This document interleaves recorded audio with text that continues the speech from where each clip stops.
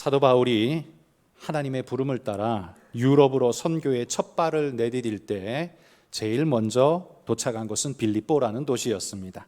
그리고 그곳에서 제일 먼저 믿게 된 성도는 루디아라는 사람입니다. 그런데 이 루디아를 성경이 소개할 때 사도행전 16장에 보면 두아디라시에 있는 자색 옷감 장사로서 하나님을 섬기는 루디아 이렇게 말합니다.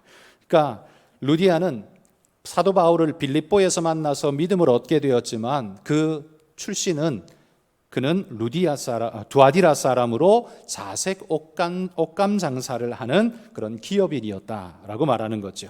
이처럼 두아디라라는 도시는 의류, 상업, 제조업 등 다양한 상업이 융성한 그런 도시였습니다. 해안을 끼고 있는 도시가 아니라 내륙 도시였기 때문에 에베소처럼 이렇게 큰 도시는 아니었지만 그러나 구리와 주석 같은 광물들이 많이 생산되어서 로마의 철제 병기를 조달하는 제조 병기 창의 역할을 감당했다고 합니다.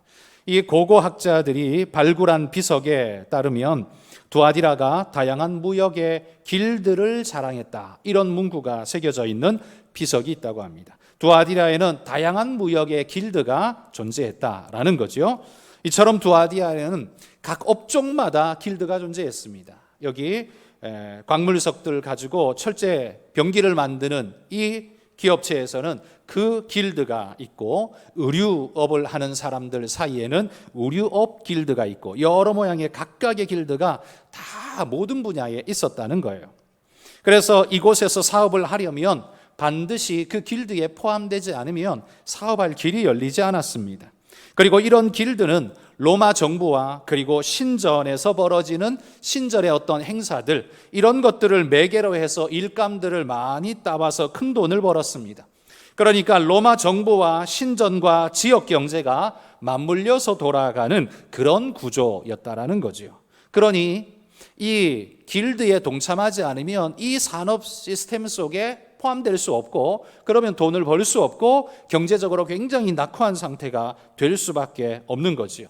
그런데 이 길드에서는요, 저마다 각각 수호신이 따로 있었습니다. 예를 들면 의류업을 하는 사람들의 길드에는 의류업종의 수호신이 따로 있고, 이런 광물석을 관계하는 곳에는 또 그쪽에 수호신이 따로 있고, 그러다 보니 그 수호신을 예배하는 예배와 로마 황제를 숭배하는 우상 숭배가 자연스럽게 함께 이루어질 수밖에 없었습니다.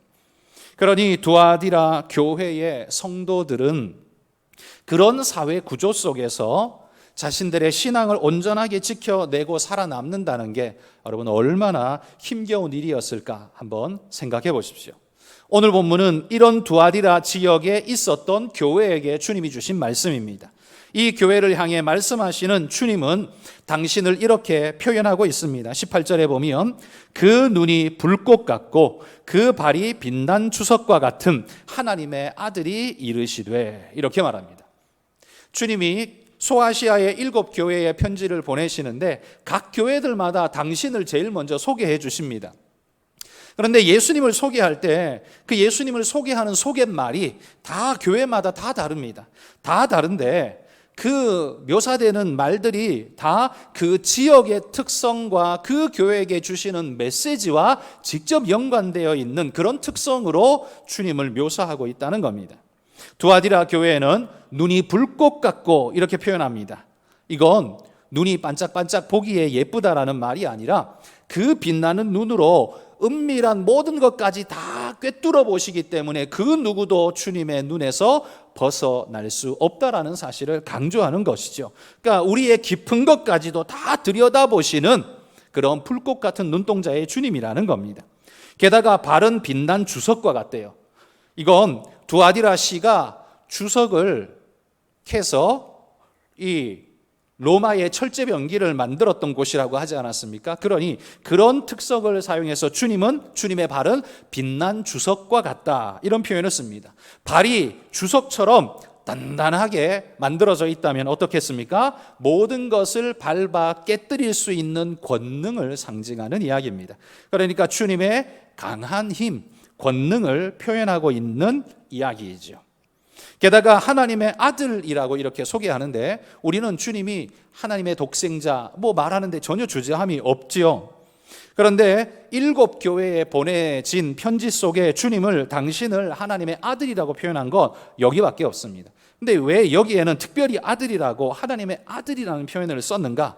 이건 두아디라 시의 수호신이 뭐냐 하면 아폴로였습니다. 이 아폴로는 제우스 신의 아들이지 않습니까? 그래서 자신들은 제우스 신의 아들이 돌보는 도시민이다. 그 자긍심이 컸습니다. 그러니까 신의 아들이 돌보는, 신의 아들 신이 돌보는 그런 도시다라고 스스로의 자긍심이 높았는데, 그런 지역에 주님이 말씀하시는 겁니다. 그런 신화 속의 허상의 존재가 아니라 진짜 하나님의 아들이신 예수 그리스도께서 지키시고 보호하신다라는 사실을 성도들에게 알리고 있는 겁니다. 주님은 그렇게 당신을 3가지 모습으로 우리에게 표현해 주고 있었던 것이지요.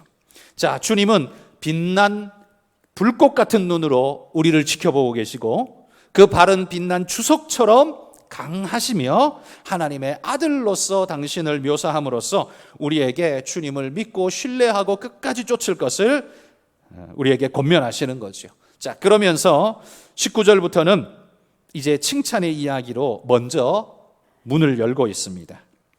19절에 보십시오. 어떤 칭찬을 하느냐 하면 내가 내 사업과 사랑과 믿음과 섬김과 인내를 아노니, 이렇게 말합니다. 자, 여기 내 사업과라고 시작하는데 여기 사업은 돈벌이 장사를 말하는 게 아닙니다. 그러니까 돈벌이를 네가 잘한다 이런 표현이 아니라 네가 선한 일들을 많이 잘하고 있다 이런 표현입니다. 그러니까 여기 네 사업과라고 표현한 건 그 뒤에 따라오는 사랑과 믿음과 섬김과 인내가 다 포함된 그런 말씀이라고 할 수 있는 거죠. 사랑을 칭찬했는데요, 이 사랑은 에베소 교회가 책망받았던 부분이죠. 뭘 잘한다고 했는데 정작 중요한 첫사랑을 잃어버렸습니다. 그러나 두아디라 교회는 이 사랑을 잘 지켰구나 칭찬받고 있다는 거죠. 믿음, 두 번째 믿음은 버가모 교회가 니골라당의 교훈을 쫓는 그 무리들 때문에 믿음의 위기를 자초했던 것과는 다르게 두아디라 교회는 이 믿음을 잘 지켜 애써 노력한 그런 모습을 주님이 칭찬하고 있습니다. 그리고 섬김과 인내는 서머나 교회가 환난 속에서도 잘 인내하고 섬겼던 것처럼 너희도 그렇게 믿음으로 잘 인내하며 섬기는구나 칭찬을 하고 있는 겁니다. 이 4가지 사랑과 믿음과 섬김과 인내는 주님께서 당신의 교회가 갖추어야 할 중요한 덕목으로 지목하고 있는 것들입니다. 여러분, 주님께서 현 시대 한국 교회를 보시며 이 4가지 덕목을 잘 지키는 교회를 찾으신다면 대한민국의 이 수만 교회 중에 몇 개의 교회가 잘하고 있다 이런 칭찬을 얻을 수 있을까요? 사랑이 있으면 좀 이것저것 다 오냐오냐 하다가 믿음이 약해진 면이 있는 것 같기도 하고, 믿음을 강조하다 보면 너무 대쪽 같아져서 사랑이 약해져 보이는 것 같기도 하고, 자기 중심성에 취해서 더 이상 섬기려고 하지 않는 모습들이 점점 더 많이 나타나는 것 같고, 인내보다는 정죄와 판단과 그것 때문에 교회를 떠나버리는 일들이 심심찮게 교회 속에서 벌어지는 것을 바라볼 때 이 4가지로 칭찬받을 만한 교회가 몇 교회가 될 것인가? 여러분, 이건 우리에게도 큰 숙제가 아닐 수 없는 것 같습니다. 그러나 여러분, 주님이 이런 4가지를 갖춘 교회가 주님이 기뻐하시는 교회라고 해서 이런 교회가 어딨나, 나 이런 교회 찾아갈래, 여러분 이런 생각은 하지 마시기 바랍니다. 왜냐하면 이런 교회가 따로 있는 게 아니라 주님은 그런 성도가 있는 교회가 그런 교회가 되는 겁니다. 교회가 뭡니까? 성도들의 집합체가 교회이죠. 그러다 보니 이런 4가지의 특성을 잘 바라는 성도들이 있는 교회라면 당연히 그 교회는 그런 특성이 잘 나타나는 교회일 것입니다. 그런데 내가 다니는 교회는 이런 4가지 특성이 없어, 이 말은 뒤집어서 말하면 당신도 그 4가지의 특성을 섬기고 있지 않군요. 이 말과 똑같은 말이 되는 겁니다. 그러니까 누워서 침 뱉기가 된다는 이야기죠. 그러니 우리는 이 네 가지의 잘하는 교회를 따로 어딘가를 찾는 게 아니라 우리 교회가 그런 네 가지를 잘하는 교회가 될 수 있도록 네 가지를 잘하는 성도가 되기를 힘쓰시고 노력하시기를 부탁드립니다. 두아디라 교회는 이 네 가지를 참 잘했다는 거예요. 사랑도 있고요, 믿음도 있고요, 섬김도 있고요, 그리고 또 한 가지가 뭐였죠? 인내도 있고요. 이 네 가지를 잘해서 주님께 칭찬받는 교회. 우리 모든 성도님들이 그런 분 되시기를 축복합니다. 두 번째 칭찬은 그 뒤에 이어져서 나오죠. 19절 끝에 보면 내 나중 행위가 처음 것보다 많도다 이렇게 말합니다. 여러분, 평범한 일상 속에서도 처음 마음 먹고 시작한 때보다 시간이 가면 갈수록 사실 그 마음을 지키고 계속 잘하기가 사실은 굉장히 어렵죠. 그래서 많은 사람들이 처음에는 부푼 꿈을 가지고 이렇게 잘하다가 시간이 지나면 점점점 시들시들해지는 것이 보편적인 모습입니다. 그런데 이 두아디라 교회는요, 환경적으로 얼마나 어려운 교회였습니까? 경제적으로도 그다음에 그 종교적인 박해 속에서도 너무나 어려움에도 불구하고 주님이 말합니다. 너희는 처음보다 나중이 더 잘하는 교회이구나. 처음보다 점점 잘해가는 그런 대단한 교회이구나. 그렇게 주님이 칭찬하신다는 거예요. 그들이 얼마나 이 신앙을 굳게 잘 붙잡았으면 여러분, 이 핍박과 환난이 많은 상황 속에서도 계속 더 잘할 수 있었을까요? 보통 사람이 환난과 핍박이 있으면 힘들고 버겁기 때문에 갈수록 힘이 빠지기 마련입니다. 그래서 에이 몰라 하고 포기해버리고 주저앉는 것이 보편적인 사람들의 특징인데 두아디라 교회는 그렇지 않았다는 거예요. 힘들고 어렵지만 이 진리의 말씀은 내가 꼭 붙잡고 이 섬김을 내가 계속하리라. 여러분, 그렇게 생각하면서 열심히 매달렸던 게 두아디라 성도라는 거예요. 여러분, 예를 들어서 이렇게 한번 생각해 보십시오. 내가 한 교회에서 20년, 30년을 봉사했습니다. 그러고 나면 어떤 생각이 들어요? 그만큼 했으면 됐다, 이런 생각 들지 않나요? 나는 그만큼 했으니까 이제 네가 해라, 이런 생각을 하기가 쉽습니다. 그래서 내가 이제 쉬어도 아무도 말 못해. 왜? 나는 한 30년쯤 했으니까. 그러니까 이제는 네가 해. 그리고 내가 시어머니처럼 내가 네 잘하는지 볼 거야. 이렇게 생각을 하기가 우리는 쉽죠. 그런데 두아디라 교회는 그러지 않았다는 거예요. 그게 20년이고 30년이고 간에 주님 오시는 그날까지 끝까지 점점 더 잘해가는 성도라는 거, 여러분, 이게 얼마나 중심이 하나님께 순결하게 잘 붙잡고 있었으면 이런 모습일 수 있을까요? 여러분, 우리가 한 교회를 20년, 30년 잘 섬겨가는 건 참 아름다운 일이지만, 좋은 일이지만, 그러나 여러분, 그것 때문에 시간이 갈수록 점점 시어머니 노릇하고 일하는 거 다 뒤로 물리고 이제는 네가 해 라고 말하는 그런 것 아니라 두아디라 교회처럼 갈수록 잘하는, 갈수록 열심을 내는 그런 우리 모든 성도님들이 되시기를 축복합니다. 이런 칭찬과 더불어 계속 칭찬하면 좋겠는데 그들에게도 책망할 거리가 있었습니다. 20절을 보십시오. 이런 훌륭한 교회임에도 불구하고 주님께 이런 책망받습니다. 20절, 그러나 내게 책망할 일이 있노라. 자칭 선지자라 하는 여자 이세벨을 내가 용납함이니 그가 내 종들을 가르쳐 꾀어 행음하게 하고 우상의 제물을 먹게 하는도다. 두아디라 교회는 에베소 교회처럼 사랑을 잃어버리진 않았습니다. 점점 더 사랑이 아름답게 역사하는 그런 교회였습니다. 그런데 문제가 뭐예요? 사랑을 앞세우다가 비진리까지 용납해버리는 잘못에 빠져버렸다는 겁니다. 여러분, 이건 사랑 때문에 생긴 일이 아닙니다. 비진리를 용납하는 게 사랑은 아니잖아요. 그건 진리에 충성되지 못한 것일 뿐이지 그게 사랑 때문에 비진리를 용납하는 게 아닙니다. 진리든 말든 상관없이 교회는 무조건 사랑이야, 다 받아줘. 그래서 이게 뭐 무슨 일이든 상관이 없고 어떤 죄를 지어도 상관이 없고 다 잘한다 하는 게 그게 교회의 모습은 아닙니다. 교회에는 와서 위로받기를 원하고 하나님의 긍휼과 사랑 입기를 우리가 원하지만, 그러나 여러분, 교회가 비진리마저도 환영하고 받아들이고 그것 상관없어라고 말하는 건 아닙니다.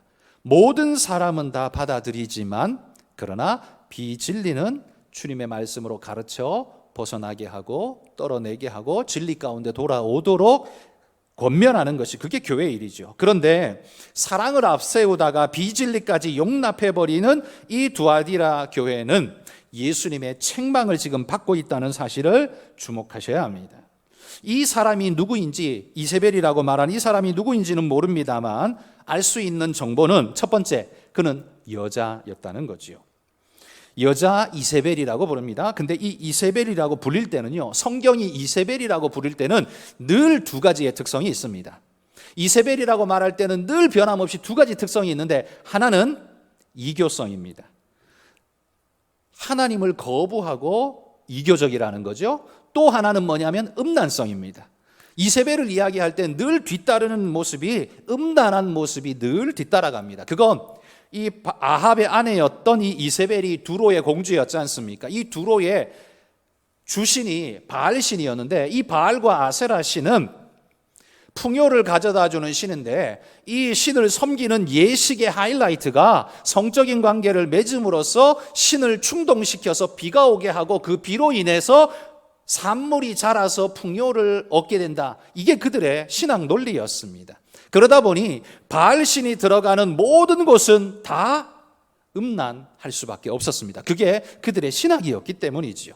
게다가 이 이세벨은 이스라엘 아합에게 시집 오면서 아주 사명감을 가지고 온 것 같습니다. 이스라엘 땅을 여호와의 나라가 아니라 바알의 나라로 나는 싹 바꿔버릴 거야. 마치 그렇게 각오를 하고 온 사람처럼 열심히 바알 종교를 심어내고 여호와를 끌어내기 위해서 혈안이 됩니다. 그가 이스라엘에 오고 난 다음에 여호와의 선지자들은요, 다 죽임을 당하거나 쫓김을 당하거나 이스라엘 땅에 발을 붙일 수가 없었습니다. 그러니 여러분, 이스라엘의 하나님의 사람들은 다 쫓겨나고 죽임당하고 그 바알 종교 예식 속에 음란과 죄악이 난무하는 일들이 그 땅을 뒤덮어버렸을 때 이스라엘 땅은 어떻게 되었는가? 이스라엘 땅은 멸망으로 급속히 치달을 수밖에 없었다는 거죠. 그게 이세벨의 특징입니다. 이세벨은 이교성과 음란성을 대표하는 존재였다는 거죠. 지금 여기 두아디라 교회에 있는 이세벨이라고 불리는 자도 똑같은 성격이었습니다. 그런데 두 번째 정보는 뭐냐 하면, 이 이세벨은 여자였을 뿐만 아니라 또 하나는 자칭 선지자라고 불렀다, 이렇게 말하고 있습니다. 자칭 선지자라는 말은 교회가 이 이세벨에게 교사의 직임을 주지 않았다는 거예요. 선생의 역할을 맡기지 않았는데도 불구하고 스스로가 선생인 양 행동하고 뭔가 아는 양 큰 소리 치면서 그렇게 행동했다라는 겁니다. 자칭이라는 말은 바로 두아디라 교회와 상관없이 자기 스스로가 스스로를 선생 삼았다는 거지요. 어떻게 이게 가능했을까요? 그건 아마도 하나님께로부터 자신은 직통 계시를 받아서 하나님의 뜻은 이거라고 선포하는, 그렇게 함부로 말하는 그런 존재였을 겁니다. 그래서 교회 이곳저곳을 들쑤시고 다니며 이 사람 저 사람을 현혹하고 다닌 것이죠. 그런데 문제는 이런 이세벨이 있다라는 것도 문제지만 그거보다 더 큰 것을 주님이 지적하는 겁니다. 그런 사람을 교회가 방치했다는 겁니다. 주님이 지적하는 건 이세벨을 지적하는 게 아니라 이세벨을 그냥 방치하여 용납한 것, 그걸 지금 주님이 지적하고 있다라는 거예요. 여러분, 두아디라 교회는 왜 이런 이세벨, 이 자칭 선지자를 그냥 그렇게 방치했을까요? 이 여자가 그 지역에 힘 있는 어떤 존재였을까요? 제가 이 부분을 설교한 어떤 목사님의 설교 글을 보니까 이렇게 해석을 했어요. 이 이세벨은 두아디라 교회의 담임 목회자의 사모였을 것이다, 이렇게 추정을 하는 글을 본 적이 있어요. 저는 사실 그렇게 해석하면 안 된다고 생각을 해요. 왜냐하면 그 어디에도 그런 근거가 존재하지 않기 때문입니다. 그리고 그렇게 끼워 맞추는 식, 아마도 그가 이렇게 마구 헤집고 다닐 수 있었던 건 그가 아마 사모였기 때문에 누구도 막지 못해서 그러지 않았겠나라는 자기 개인의 지극히 개인적인 추측에서부터 시작된 말이라고 저는 생각합니다. 그러나 그렇게 말하면 오해의 소지가 상당히 많이 생길 수 있습니다. 성경이 그런 근거도 제공하지 않는데 그렇게 함부로 추청하는 건 위험한 일이고요. 어찌됐든 이 여인은 아무래도 교회 안에서 이렇게 해도 제재를 거의 받지 않을 정도의 어떤 지역의 힘을 가진 존재이든지, 아니면 그가 말하는 거짓 논리에 교회가 제대로 대응을 하지 못했든지, 아마 그 둘 중에 하나가 아니었겠나, 저는 그렇게 생각합니다. 둘 중에 무엇이든 간에 주님은 지금 두아디라 교회가 이런 거짓 선지자인 이세벨을 묵인하고 방치한 것을 굉장히 심각하게 보고 있다라는 사실, 그걸 지적하고 있다는 걸 우리는 주목해야 한다는 거예요.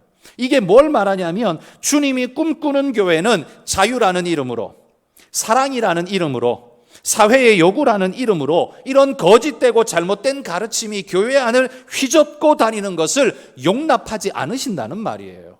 그건 하나님이 꿈꾸시는, 주님이 꿈꾸시는 교회가 아니라는 말이죠.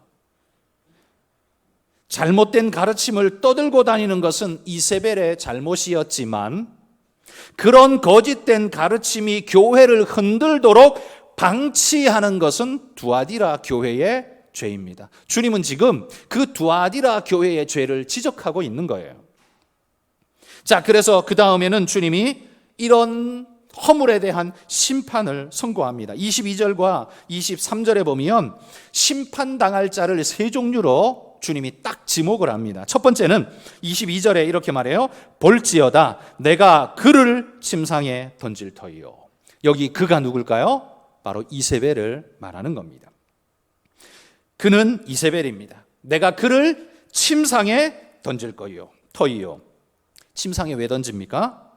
가서 좀 더 편안히 자고 오라고 침상에 던지는 건 아니겠죠? 이게 뭐냐 하면 그 침상이 바로 이세벨의 죄악의 좌소였기 때문에 그렇습니다. 거기에서 죄를 양산하고 만들어내고 미혹하고 사람을 죽이던 곳이 바로 그 침상이었기 때문에 그래요.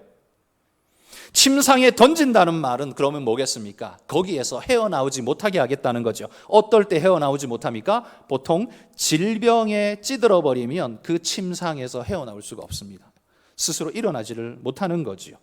죄를 생산해내던 바로 그곳을 하나님의 심판이 쏟아지는 하나님의 심판처소로 주님 바꿔버리겠다라고 지금 말하는 겁니다. 침상이 병상되게 하겠다는 거죠. 이게 하나님의 심판이라는 거예요. 여러분, 악한 자들이 악을 일삼음으로 돈을 벌거나 혹은 권력을 쥐게 될 때에 그걸 옆에서 지켜보는 우리의 입장에서는 유혹이 생길 때가 있습니다.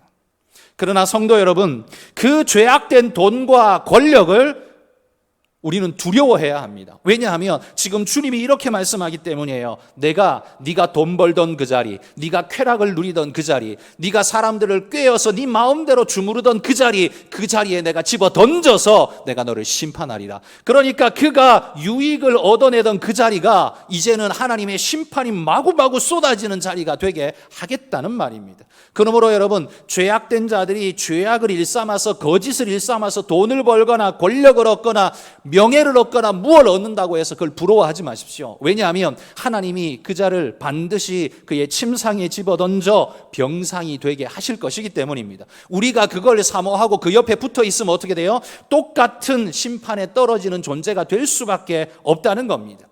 그들은 그걸 모르기 때문에 그러할지 몰라도 우리는 주님의 말씀을 통해 이 사실을 알기 때문에 오히려 그가 그 침상에서 수많은 유혹과 수많은 이익을 얻어내던 그걸 자랑할지 모르지만 우리는 그걸 오히려 두렵게 봐야 한다는 거예요. 그게 바로 그리스도인입니다.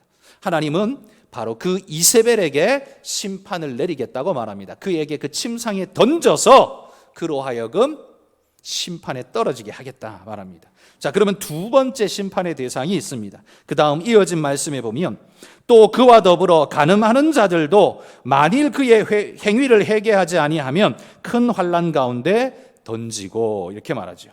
두 번째 하나님의 심판 대상은 이 이세벨과 더불어 간음한 자들입니다. 이들은 이세벨의 영향력에 휘둘리다가 거기에서 떨어지는 콩고물을 얻어먹던 존재들이었습니다. 하나님이 심판을 이야기할 때 아마 이들은 이렇게 말할지 모릅니다. 하나님, 나는 이세벨에게 속아서 그랬어요. 나는 피해자입니다. 아마 그렇게 하나님 앞에 피해자 코스프레를 할지 모릅니다. 그러나 주님은 22절 중반에 이렇게 말하죠. 만일 그의 행위를 회개하지 아니하면 내가 심판하겠다고 말합니다. 회개할 기회를 주겠다는 소리죠. 회개할 기회가 갖는 의미가 뭐겠습니까? 돌이켜 구원으로 나아갈 수 있는 기회이기도 하지만 또 한편에서는 그가 이 죄를 좋아서 이 죄에 빠졌던 게 아니라 그가 유혹받아서 잠시 미혹되어서 그랬지만 지금은 나는 그거 옳지 않다고 생각합니다. 나는 그거 던져버리겠습니다라는 결단을 표함으로써 동의하지 않음을 하나님 앞에 표한다면 하나님께서 긍휼을 베풀 이유를 얻게 되는 거죠. 그게 그가 피해자가 아니라는 증거가 될 것입니다. 그런데 그러지 않고 회개의 기회를 줘도 거기에서 떨어지는 콩고물이 좋아가지고 계속 뒹굴고 거기에 계속 머물고 계속 그 유익을 탐닉한다면 그건 피해자가 아니라 오히려 네가 가해자가 되는 거죠. 네가 그 이세벨에게 속은 게 아니라 네가 즐겨 그 일을 한 것일 뿐이라는 말이죠. 그러니 회개의 기회는 그에게 자기의 옳음을 증명할 수 있는, 자기가 옳고 바른 길로 가겠다는 결단을 보여줄 수 있는, 그리고 피해자였음을 오히려 증명할 수 있는 기회라는 거죠. 그런데 그 기회는요, 언제까지냐 하면 죽기 전까지입니다. 죽고 나면 회개의 기회는 없습니다. 여러분, 심판석에서 아무리 울고불고 해봐야 그건 회개가 안 됩니다. 그건 고통의 울부짖음 뿐이지, 회개는 살아있는 동안만 회개의 기회가 있습니다. 그러므로 여러분, 살아있는 동안 우리의 죄를 씻고 회개하고 돌이켜 주님 앞에 설 수 있어야 합니다. 그런데 문제는 내가 언제 죽을지 모른다는 겁니다. 내가 언제 죽을지 모른다는 거예요. 그러면 회개의 기회는 도대체 언제냐? 회개해야 할 타이밍은 도대체 언제냐? 여러분, 얼마 전에 이천에 그 공사장 창고에서 이게 불이 나서 수많은 사람이 죽지 않았습니까? 그분들이 그날 죽을 거라고 누가 생각했겠습니까? 거기에 일하는 사람들은요, 아마 20대, 30대, 40대 이런 분들일 겁니다. 결코 죽을 거라고는 상상 꿈에도 생각지 않았던, 자기는 오늘 밤에 집에 돌아갈 거라고 생각했던 바로 그 사람들이었을 거예요. 그런데 그날 거기에서 모두가 죽어버렸습니다. 누가 알겠습니까? 여러분, 내가 차를 잘 몰고 법규를 100% 지키면서 벨트를 매고 안전속도로 잘 간다고 해도요, 만취한 덤프트럭 차량 운전사가 술에 취해서 중앙선을 훌쩍 넘어서 내 차로 덮쳐서 나를 깔아 뭉개버린다면, 그럼 그렇게 해서 내가 죽게 된다면 그거는 어쩔 수 없는 일이죠. 그럼 내가 예상치도 못하고 어쩔 수 없는 일입니다. 그러므로 여러분, 내가 언제 죽을까는 아무도 모릅니다. 그렇다면 회개할 기회는 언제입니까? 언제나 지금입니다. 회개할 기회는 살아있는 동안이 아니라요, 언제나 지금이에요. 왜? 내가 언제 죽을지 아무도 모르기 때문에 언제나 회개할 기회는 지금입니다. 그래서 지금 돌이키지 않으면 여기 주님이 말씀하시는 것처럼 더불어 간음하는 자들도 내가 심판에 던져 넣겠다라고 말씀하시는 겁니다.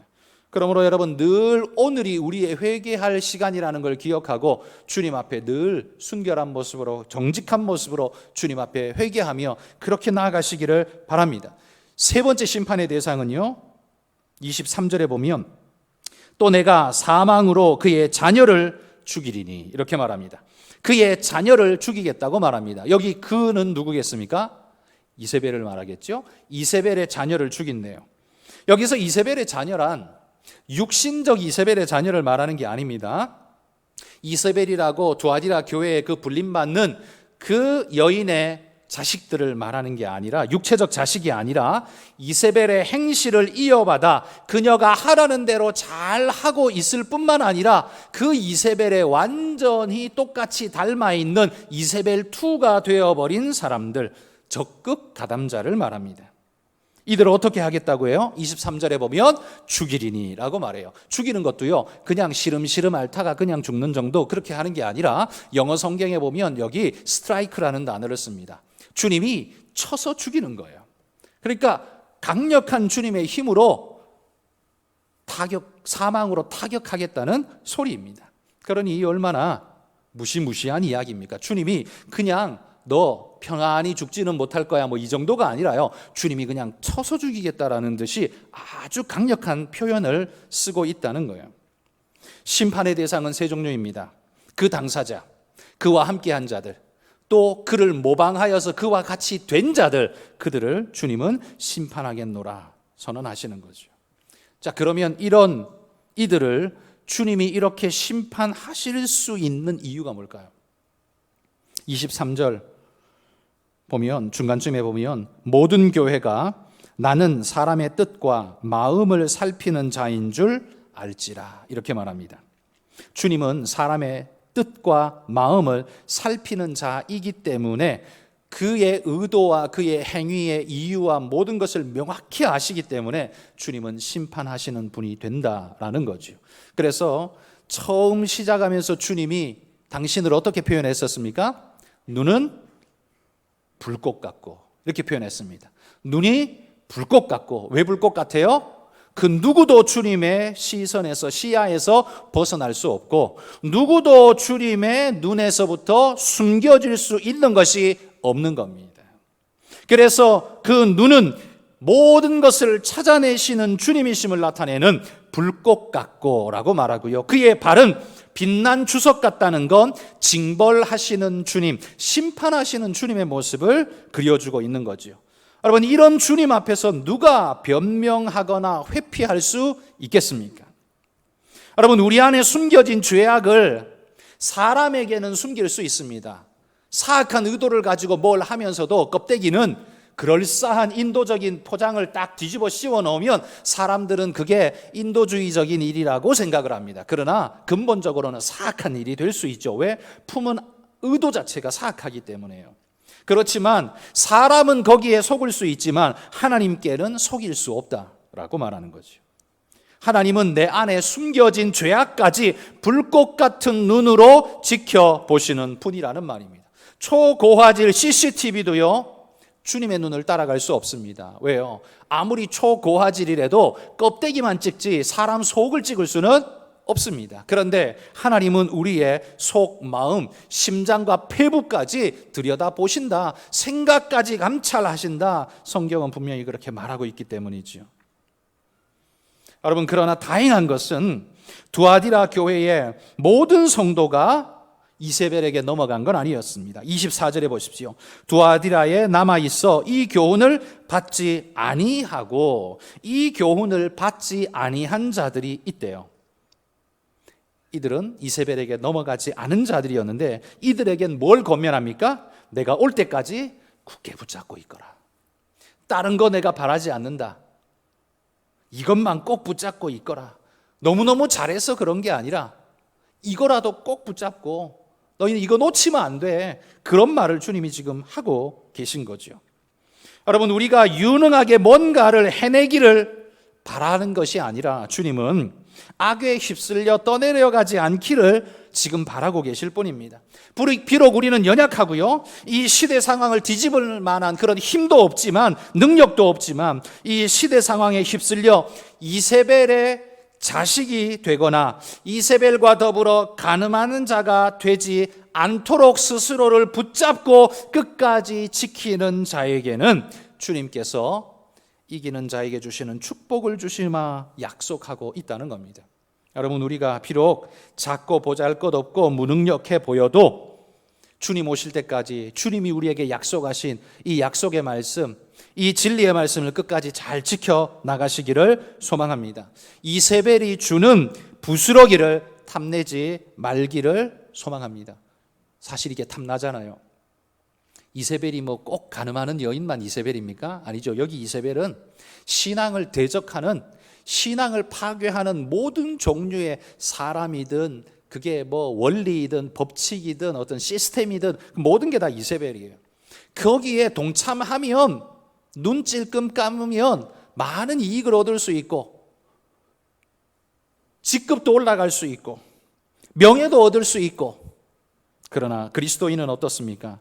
이세벨이 주는 부스러기를 단호히 거부하는 자가 그게 진정한 그리스도인이라는 거예요. 왜요? 나는 주님이 주시는 것으로만 은혜 누리리라. 이 이세벨이 주는 부스러기를 먹는 순간 어떻게 됩니까? 죄악의 블랙홀에 빨려 들어갈 수밖에 없습니다. 이세벨이 내던져지는 그 침상, 그 벌받는 침상에 같이 내던져질 수밖에 없는 겁니다. 그러므로 여러분, 주님께서 심판을 명하시는 이 말씀을 오늘 마음에 새기고, 이 시대가 눈 감고 남을 속여먹고 등쳐먹고 사기쳐서 돈 잘 벌고 승승장구하는 것처럼 보여도 그 이세벨과 함께 하지 마시기를 바랍니다. 그렇게 얻은 건 결코 우리에게 유익이 될 수 없고 반드시 하나님께서 심판하시며 우리에게 그걸 토해내도록, 그리고 더 많은 심판과 허물, 하나님의 심판 앞에 떨어지게 만들 거라는 사실을 기억하고 두려운 마음으로 주님 앞에 온전히 살아가시는 우리 모두가 되시기를 소망합니다. 그리고 마지막으로는 이렇게 두려운 심판만 선고하는 게 아니라요, 이기는 자에게 줄 상급을 우리에게 소개합니다.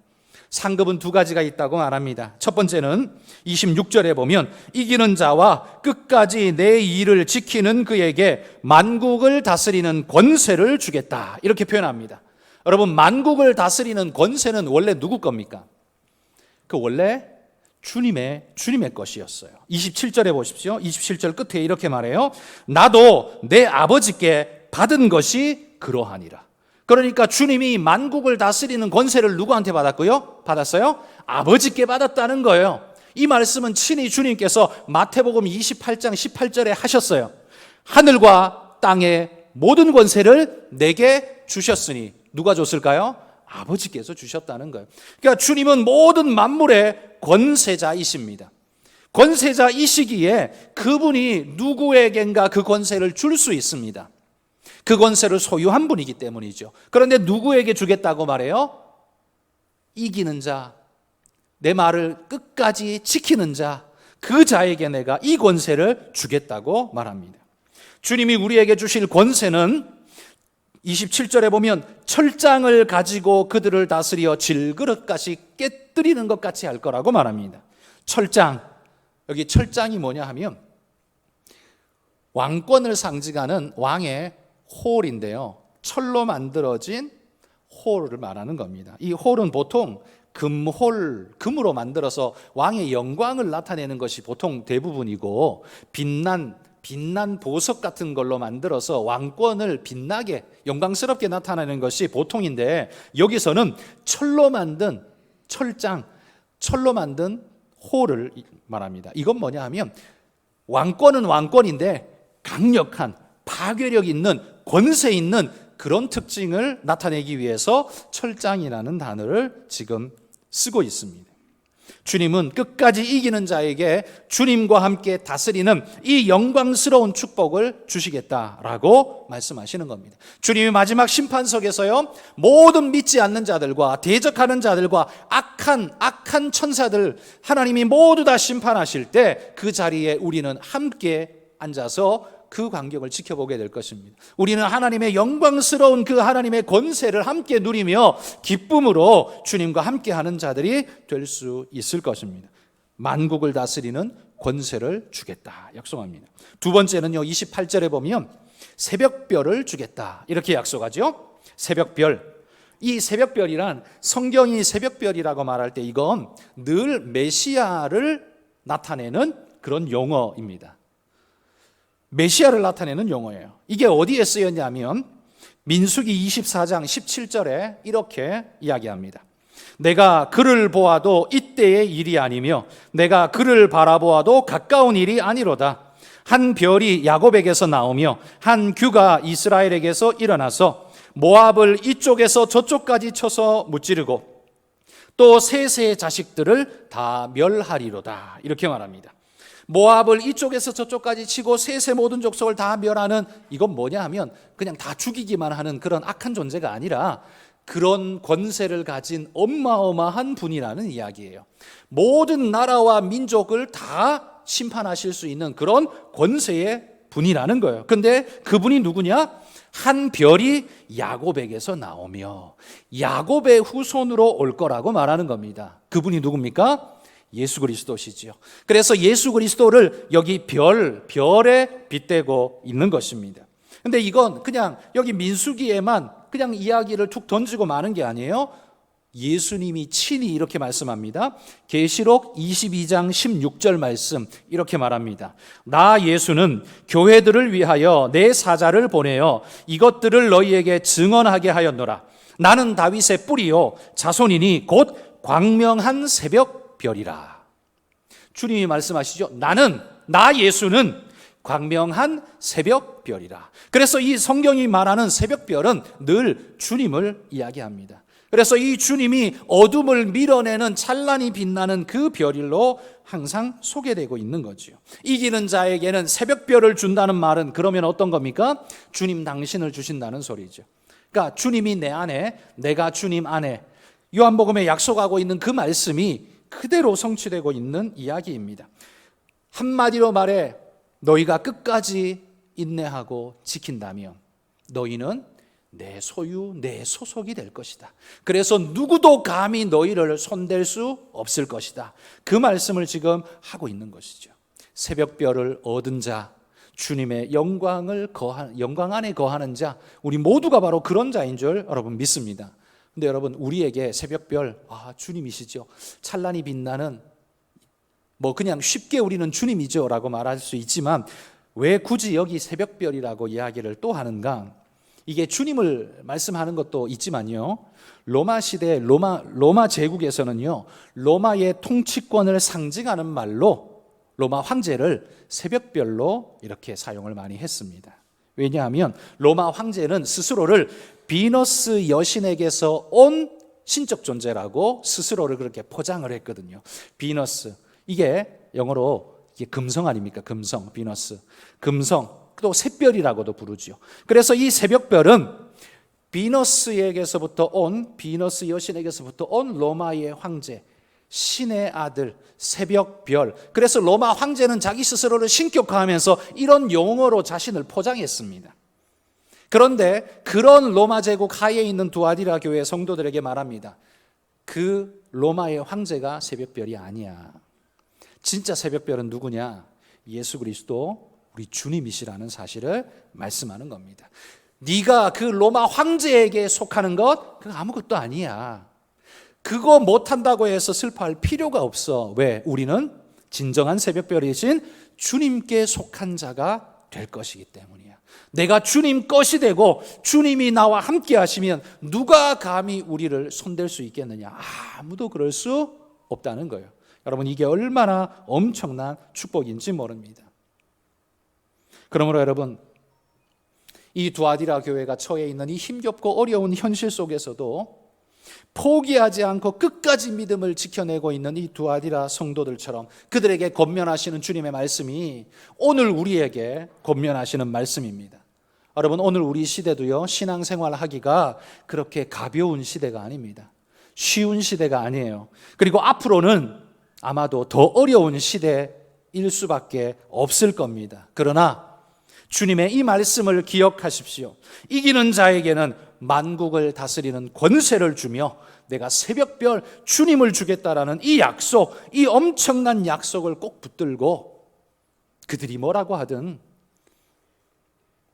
그들이 유혹으로 우리에게 뭘 유혹하든 그까짓 건 하나님 앞에 아무것도 아니고 주님이 주시를 영광스러운 그것만 나는 소망한다. 그래서 주님만 붙잡고 나는 나아간다. 그렇게 믿음으로 고백하며 주님 붙잡는 그런 믿음의 온전한 승리자가 되시기를 주의 이름으로 축복합니다.